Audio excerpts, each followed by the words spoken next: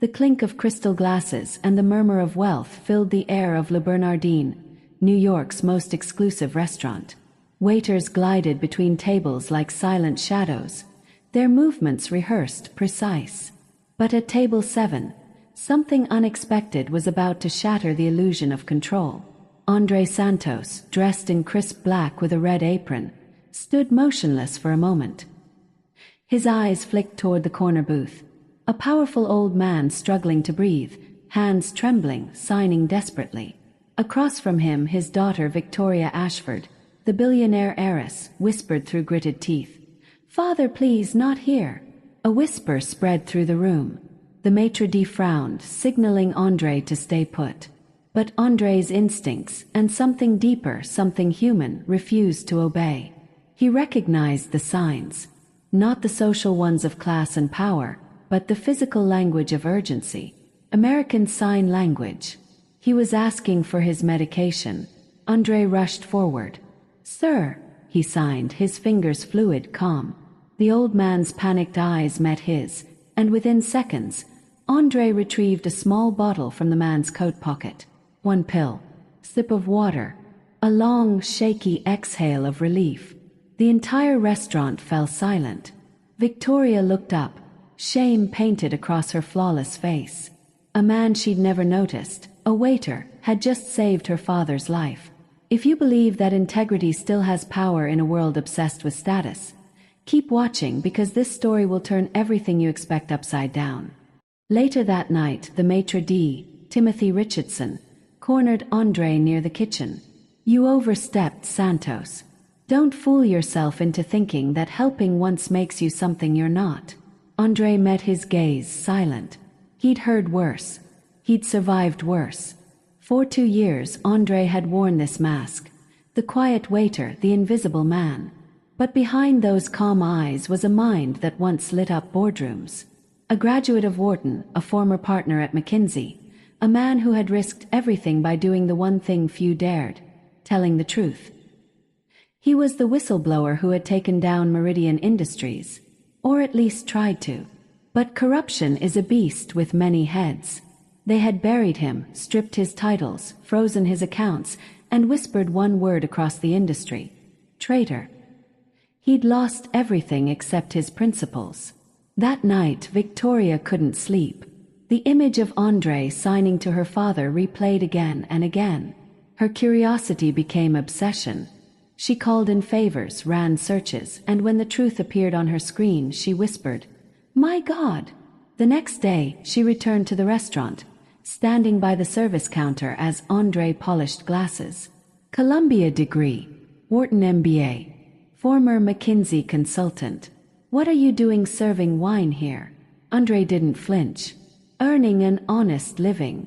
She smiled faintly. "My father's been searching for someone like you. The man who exposed Meridian's fraud. That was you, wasn't it?" He paused, eyes shadowed. "Yes, and it cost me everything. Maybe it's time to get some of it back," she said softly. The following morning, Andre stood in the sunlit office of Ashford Industries, overlooking Manhattan's skyline. William Ashford, the same man whose life he'd saved, now extended his hand. "I owe you my life, Mr. Santos, but more than that, my respect.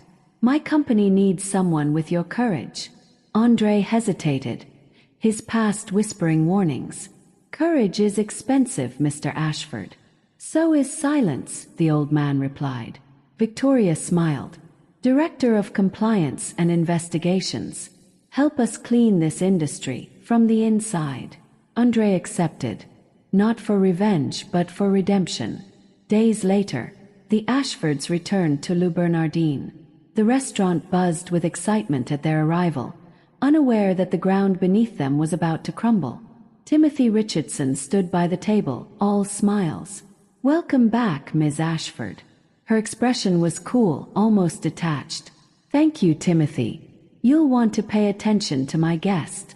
Andre stepped forward, not as a waiter, but in a tailored navy suit. The room froze. Whispers rippled. Timothy's grin faltered. You can't be." Victoria cut him off. Ashford Industries finalized its acquisition of this restaurant last week. Effective immediately, Mr. Santos is conducting a full internal audit. Andre placed a folder on the table. Documented evidence of years of wage theft, discrimination, and harassment. He looked Timothy straight in the eye. You told me I didn't belong here.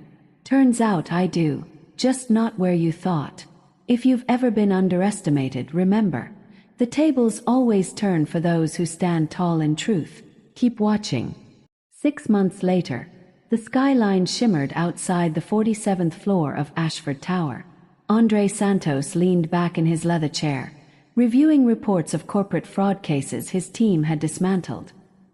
His reflection in the glass wasn't that of a waiter anymore. It was of a man reborn. Le Bernardin no longer existed. In its place stood Santos and Company, a restaurant known not just for excellence, but for dignity. Every employee had a voice, every story a place at the table. One afternoon, Victoria visited his office. You built something beautiful, she said softly. Andre smiled. The best revenge isn't destroying your enemies. It's creating something bigger than their hate. He looked out at the city, the same skyline that once ignored him, now reflecting his name in gold. And as the sun dipped below the horizon, his words echoed like a promise. When you serve the truth long enough, the world eventually takes notice. So, if you believe in standing tall even when no one's watching, share this story. Because somewhere out there, another Andre Santos is waiting to rise.